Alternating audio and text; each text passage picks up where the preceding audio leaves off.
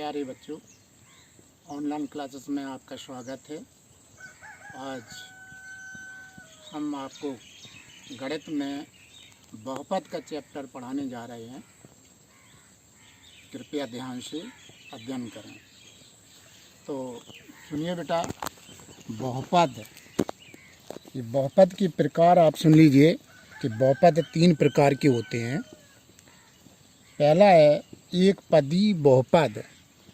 ऐसे बहुपद जिसमें केवल एक पद हो, एक पदी बहुपद कहते हैं। एक पद, जैसे देखिए इसमें एक अंक दिया है ना, 2 दिए हैं तो 2 लिखा है, 3x लिखा है तो एक ही पद माना जाता है। यहाँ गुणा का चिन्ह छपा हुआ है, 3 में x, 3 इंटू एक्स यानी 3x हो गया, 6x²। एक पदी बहुपद का ये आपका उदाहरण हो गया। इसी प्रकार से आपका द्विपदी बहुपद, ऐसे बहुपद जिसमें 2 पद हों, द्विपदी बहुपद कहते हैं। जैसे एक ये मतलब आपका हो गया 8 - 2x, आपका पहला ये उदाहरण हो गया। दूसरा हो गया 6e² + 2u। देखिए 2 हैं पद, एक ये पद और एक दूसरा ये पद हो। तीसरा है y⁴ y के ऊपर 8 घात है ऋण 4।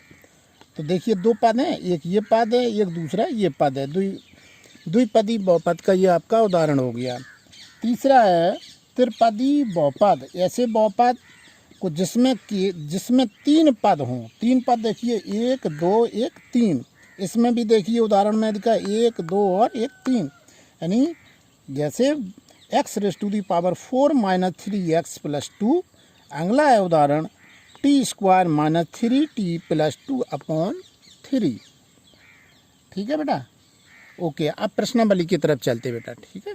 अगला क्वेश्चन है कि बहुपद y³ - y + y²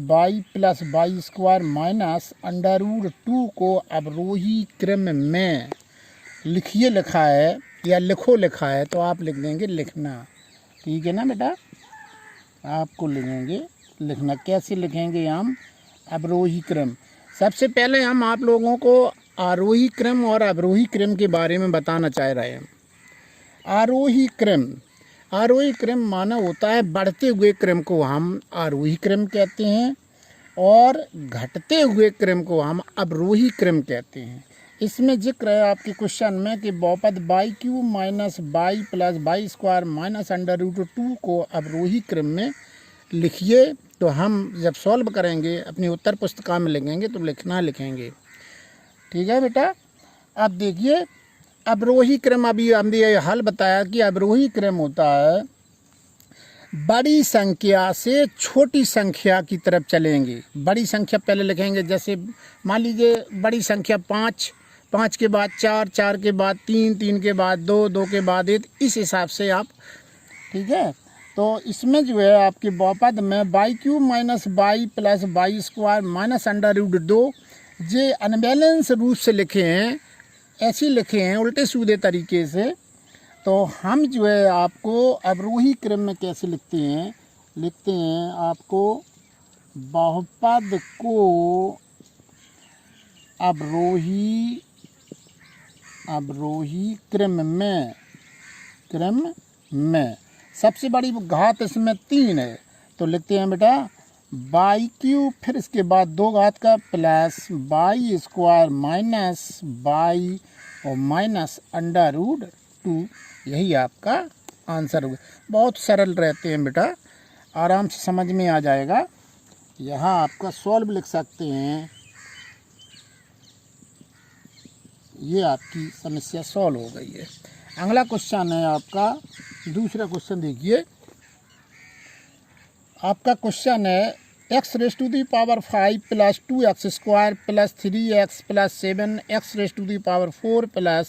+ x³ + 1 को आरोही क्रम में लिखिए। तो हमने अभी तत्काल सुनाया था आप लोगों को कि आरोही क्रम क्या होता है, अवरोही क्रम क्या होता है। ये आपका जिक्र है आरोही क्रम। ये आपका जिक्र क्या है? आरोही क्रम। छोटी संख्या से बड़ी संख्या की तरफ चलेंगे। ये वाले बहुपद में हम सबसे छोटी संख्या ढूंढेंगे, फिर इसके बाद उससे बड़ी, फिर उससे बड़ी, फिर उससे लास्ट तक ये करेंगे।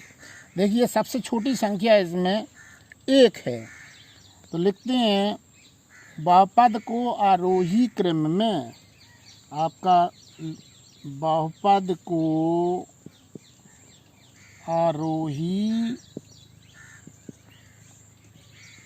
क्रम में, देखिए बेटा 1, फिर सबसे छोटी संख्या देखिए 1 के बाद ये 3x हो गया, इसके ऊपर एक घात मानी जाती है, लिखी नहीं है, 3x प्लस 2 घात वाले प्लस 2x², 3 घात वाला प्लस x³ फिर 4 घात प्लस 7x⁴ प्लस x⁵5।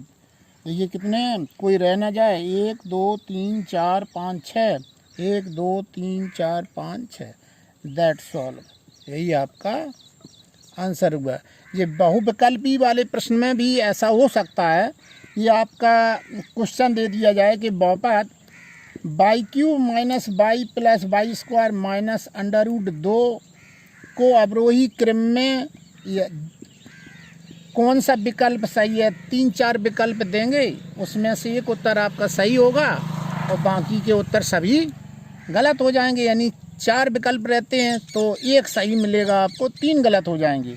तो आप जो है जानते हैं, तो इस हिसाब से आप ढूंढ लेंगे अपना आंसर कौन सा रहेगा, तो ये मिल जाएगा आपका। इसी प्रकार से आपका बहुपद है x⁵5 plus 2x² plus 3x plus 7x⁴ plus x³ plus 1 को आरोही क्रम में, तो ये आपका आंसर जो हमने दिया है वो आपका आंसर मिल जाएगा, वही आपका विकल्प हो जाएगा, वही आपका उत्तर होगा। That's all.